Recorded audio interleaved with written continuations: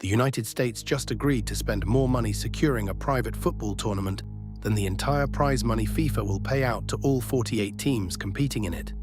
That security bill from one federal agency alone is $846 million.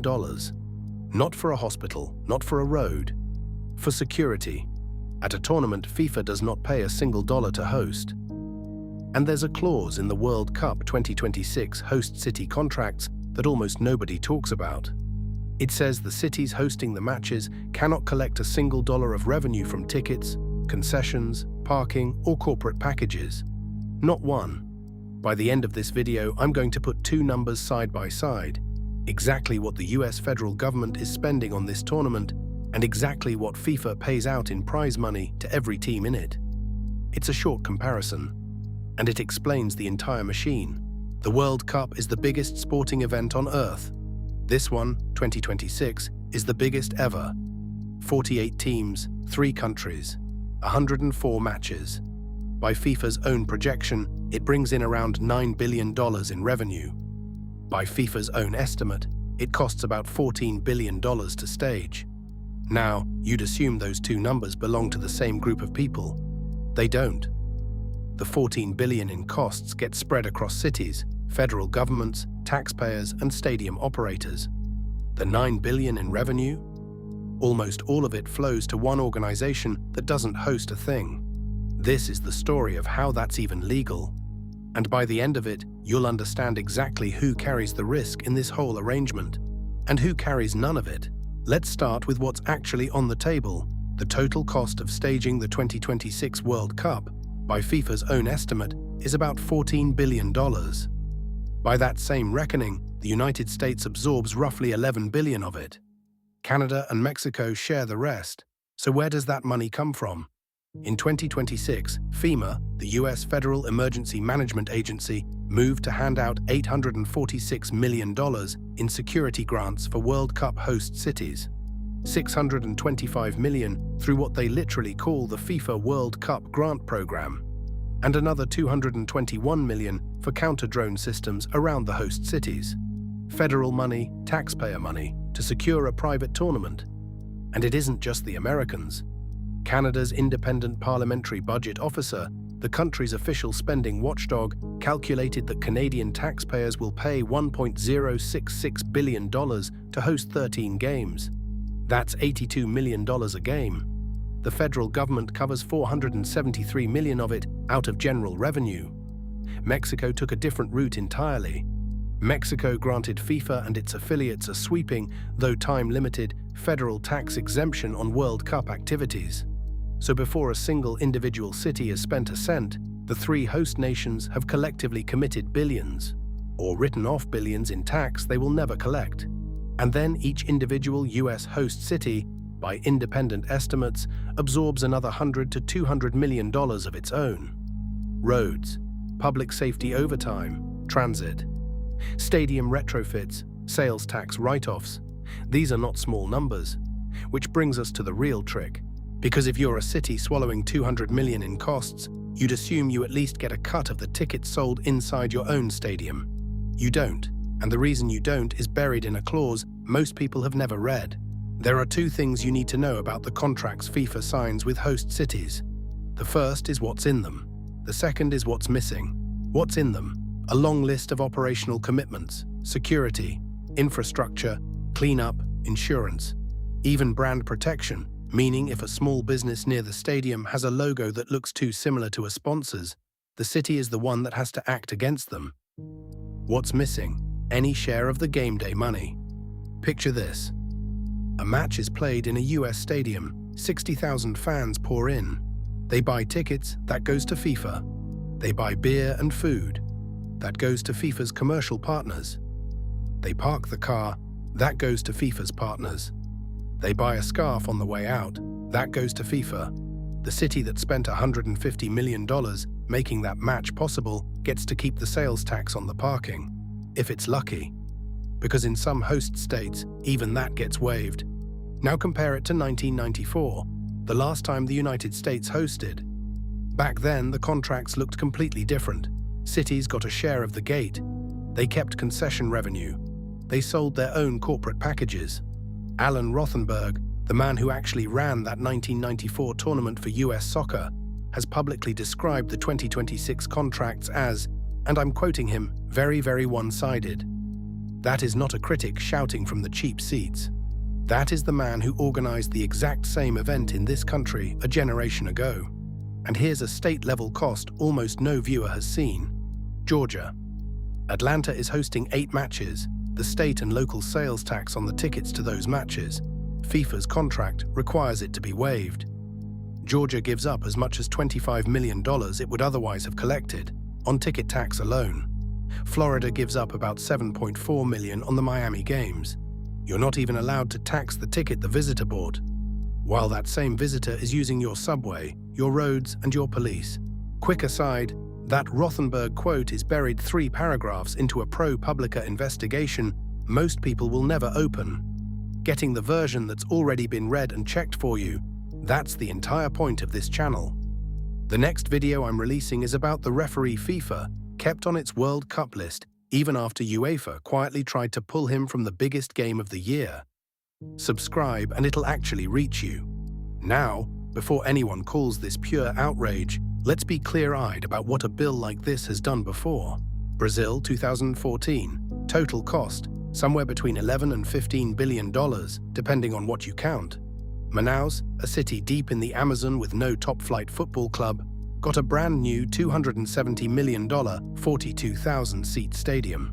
Today it costs around $250,000 a month just to keep the lights on, for a building with almost nothing to host. Brasilia got a stadium that came in at 3 times its original budget. After the World Cup, part of it was used to park public buses. These aren't conspiracy theories. They were reported at the time in mainstream Brazilian and American outlets. Now, to be fair, the US is not building stadiums from scratch for this one. That's a real difference. AT&T Stadium in Dallas put in more than $300 million of its own money in upgrades. SoFi in Los Angeles reportedly funded its own pitch and seating changes. So this isn't Manaus. We are not going to wake up in August with a 40,000-seat ghost stadium in a town of 30,000 people. But the structural question, who captures the upside, is exactly the same. And in 2026, the contracts squeeze the host harder than they ever have, which is why FIFA needs a very good answer to one specific question. FIFA's pitch to host cities is a $17 billion projected economic impact for the United States alone. 17 billion sounds enormous. There were people in city halls who genuinely believed it. Here's what that number actually means. The US economy is roughly $28 trillion a year. 17 billion is less than 0.1% of that. For a single year, from the biggest sporting event the country has hosted in over 3 decades. And Oxford Economics has studied mega events for years. Their finding is consistent. The tourism around these events mostly displaces visitors who would have come anyway. The fans flying in for a World Cup match in Miami are, in large part, replacing the tourists who would have shown up for a beach week or a basketball game. The honest version of the $17 billion number is this. It's a brochure. It's not nothing, but it is not the windfall the cities were sold. Now keep one number in your head, $846 million federal security money. I'll set it against FIFA's prize money at the very end, and the gap is the whole point of this video. But first, there is one major American sports city that sat down a few years ago, read the FIFA contract line by line, and quietly said no. And the reason they walked is the reason every number in this video exists. Detroit, home of the Lions, the Tigers, the Pistons, the Red Wings. A major American sports city, several million people across the metro. And its leadership decided not even to bid. Why? Partly the practical wall. To host, Detroit would have had to rip out the artificial turf in Ford Field, a domed stadium built for it, and install and drain natural grass with the lighting and systems overhaul that comes with it. But the deeper reason was the contract. In the public explanation from Detroit's Sports Commission, the city was being asked to make significant long-term commitments without full visibility into what those obligations would ultimately entail. That is a careful, polite official saying, "We read it and we walked." And Detroit wasn't alone. Other big markets quietly skipped the bid for the same reasons.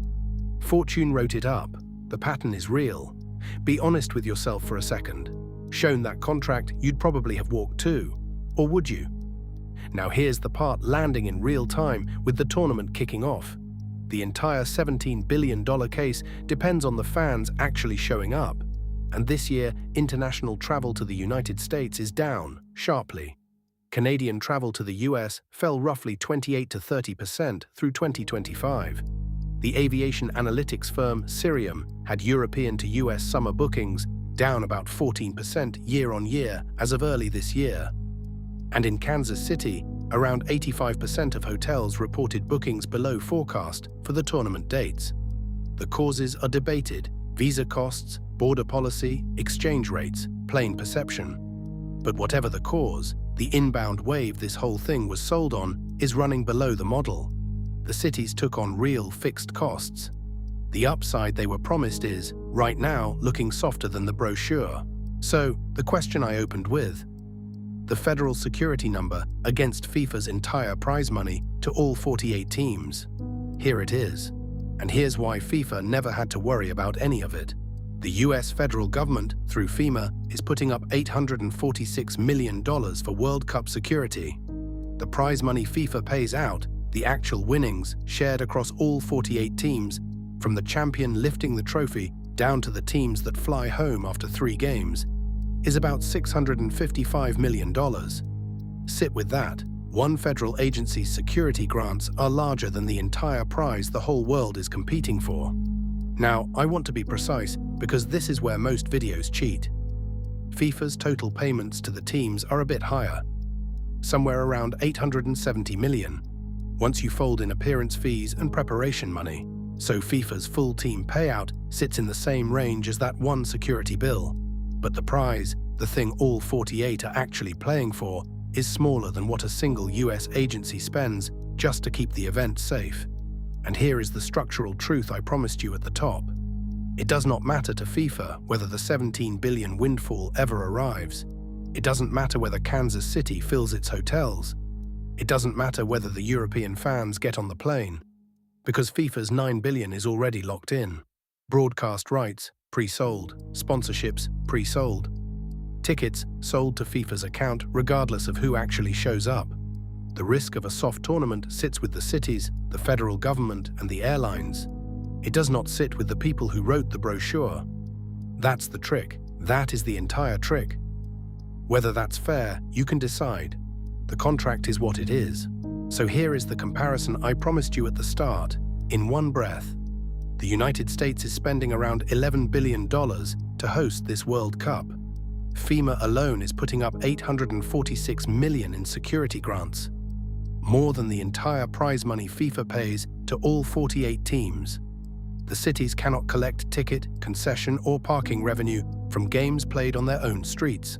Detroit read that deal and walked. And the tourism windfall the whole thing was sold on is, right now, running soft. Whether you call that a heist or just the price of holding the world's biggest stage, that part's yours to call. What it plainly isn't is a free lunch.